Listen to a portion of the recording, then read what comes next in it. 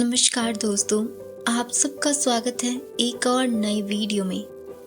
दोस्तों, ये सच्ची कहानी है। 22 दिसंबर 2007 को जॉन कार्लिक को लगने लगा कि ये मेरी जिंदगी का सबसे खराब दिन है। जॉन एक समय सफल वकील हुआ करते थे, लेकिन आज उनकी लॉ फर्म दिवालिया होने वाली थी। वो एक नेक वकील थे और पैसे भी सही चार्ज करते थे, लेकिन पिछले 1 साल से उनका काम सही नहीं चल रहा था। उनके क्लाइंट समय पर पेमेंट नहीं कर रहे थे, जिस कारण से वो अपने लोगों को सैलरी भी नहीं दे पा रहे थे। पर्सनल लाइफ भी कुछ खास नहीं थी। कुछ साल पहले उनका डाइवोर्स हो चुका था और उनके 2 जवान लड़के उनसे दूर होते जा रहे थे। दिसंबर का आखिरी हफ्ता छुट्टियों का था और उनके पास 2 बातें करने वाला भी कोई नहीं था।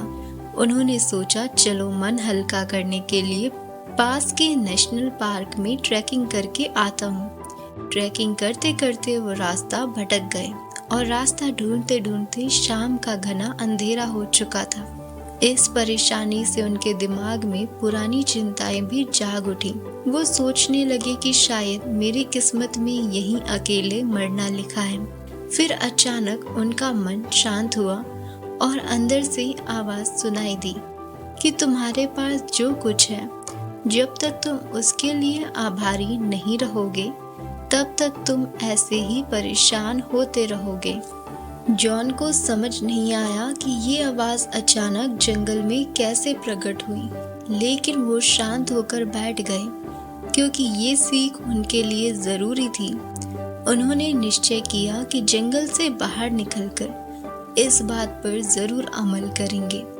फिर उन्हें कुछ हिम्मत आई और वो रास्ता ढूंढते हुए जंगल से बाहर निकल गए। अगले दिन जॉन ने निश्चय किया कि मैं हर दिन एक व्यक्ति को थैंक यू नोट भेजूंगा और 1 साल तक भेजता रहूंगा।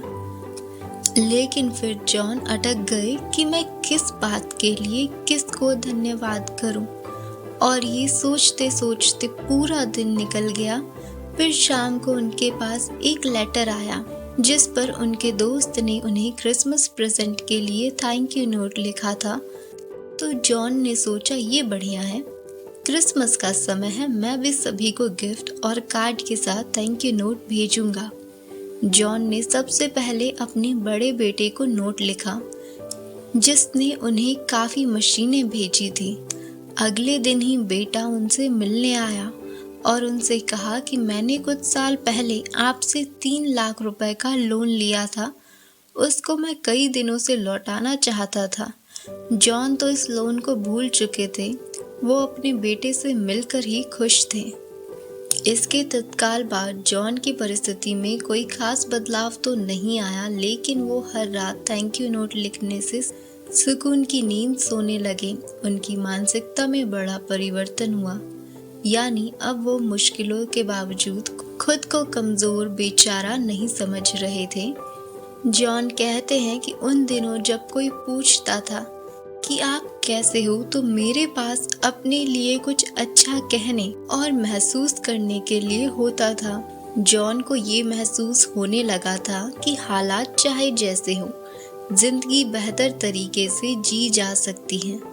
नोट लिखते हुए जॉन को महसूस हुआ कि उनके जीवन में काफ़ी कुछ बातें खुश होने के लिए हैं, जिस पर उन्होंने अभी तक ध्यान नहीं दिया।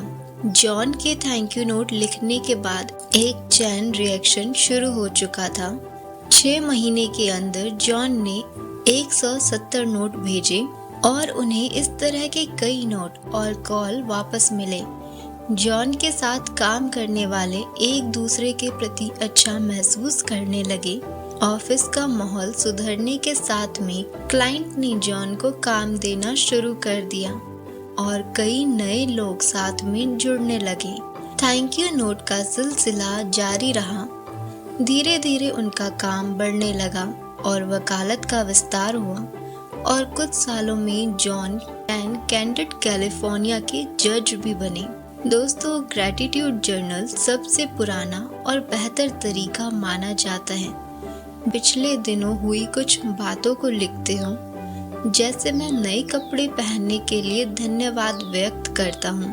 या फिर मैं अपने पुराने दोस्तों से मिला तो मैं खुश था। शायद आपको अंदाजा लग रहा हो कि ग्रैटिट्यूड जर्नल अधिकतर काम नहीं करता क्योंकि इनमें गहराई और पर्सनल कनेक्शन स्थापित नहीं हो पाते। रॉबर्ट इमंस, जो ग्रैटिट्यूड रिसर्च में विशेषज्ञ हैं, कई किताबों के लेखक हैं और साइकोलॉजी के प्रोफेसर हैं, वो कहते हैं कि ग्रैटिट्यूड जर्नल हफ्ते में 1 या 2 बार लिखना काफी होगा। रिसर्च में पाया गया कि हर दिन हर समय प्रैक्टिस करने से ग्रैटिट्यूड प्रैक्टिस के प्रति दिमाग रिस्पॉन्ड करना बंद कर देता है। आप शनिवार रात को या रविवार सुबह को 15 से 20 मिनट के लिए बैठे हफ्ते में जो 2-3 घटनाएं हुई हैं उनके बारे में लिखिए। फिर अगले बुधवार रात को अलार्म लगाइए और किसी एक व्यक्ति के प्रति थैंक यू नोट लिखिए। अगर आप थैंक यू नोट भेजते हैं तो अच्छी बात है, अगर आप नहीं भेज पाते तो भी आपका फायदा होगा। जर्नल लिखने से पहले आपको ये मानसिकता बनानी होगी कि मैं खुशी और शांति महसूस करने के लिए जर्नलिंग का अभ्यास कर रहा हूँ। आपको बहुत सारी चीज़ें या घटना के ऊपर लिखने की ज़रूरत नहीं है।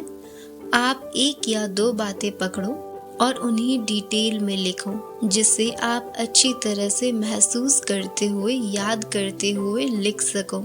जब हम लोगों के प्रति धन्यवाद महसूस करते हैं तो हमारे व्यवहार और संबंधों पर भी असर पड़ता है। इसलिए मटेरियल चीज़ों से अच्छा है कि आप लोगों के प्रति धन्यवाद व्यक्त करें। दोस्तों, ग्रैटिट्यूड जर्नल विकसित करने का तरीका है कि आप उन घटनाओं को ज़रूर रिकॉर्ड कीजिए जो अनअपेक्षित या सरप्राइजिंग थी। ऐसी बातों के प्रति धन्यवाद आपको ज़्यादा अच्छे से महसूस होगी और लंबे समय तक याद रहेगी। और आखिर में अपनी जर्नल एंट्री को दोबारा पढ़ें और एक गिफ्ट के रूप में देखें। ज़रूरत पड़े तो कल्पना करें कि आप इस गिफ्ट को पाकर आप इस गिफ्ट को रहे हैं। दोस्तों, जो लोग ग्रैटिट्यूड प्रैक्टिस करते हैं उन्हें कम तनाव होता है और नकारात्मक विचार कम आते हैं, जिस कारण ये लोग गहरी नींद सोते हैं। इस प्रैक्टिस का असर आपको 4 हफ्तों में दिखने लगेगा और महीनों तक याद रहेगा। और बात लिखना बहुत ज़रूरी है। हमें ग्रामर और स्पेलिंग की चिंता नहीं करनी, क्योंकि लिखने से आप अपने विचारों को अरेंज करना और व्यक्त करना सीखते हो। हम चाहते हैं कि आपको हर दिन घटने वाली ऐसी छोटी बड़ी या साधारण बातों पर ध्यान देने की आदत पड़ जाए, जिनके प्रति आप खुशी और धन्यवाद महसूस कर सको। तो आपकी मेंटल स्ट्रेंथ बहुत बढ़ जाएगी और आप आसानी से कठिनाइयों को पार करते जाएंगे। रिसर्च ये भी साबित करते हैं कि आपको केवल लेटर लिखने की ज़रूरत है, भेजने की भी ज़रूरत नहीं है। लेटर अपने आप में काम करता है। दोस्तों, मैं उम्मीद करती हूँ आप सबको आज का वीडियो पसंद आया होगा। यदि वीडियो पसंद आया है और आप चैनल पर पहली बार आए हैं तो इस चैनल को सब्सक्राइब करिएगा। इस जानकारी को अपने दोस्तों और परिवार के साथ भी शेयर करिएगा। मिलते हैं एक और नए वीडियो के साथ।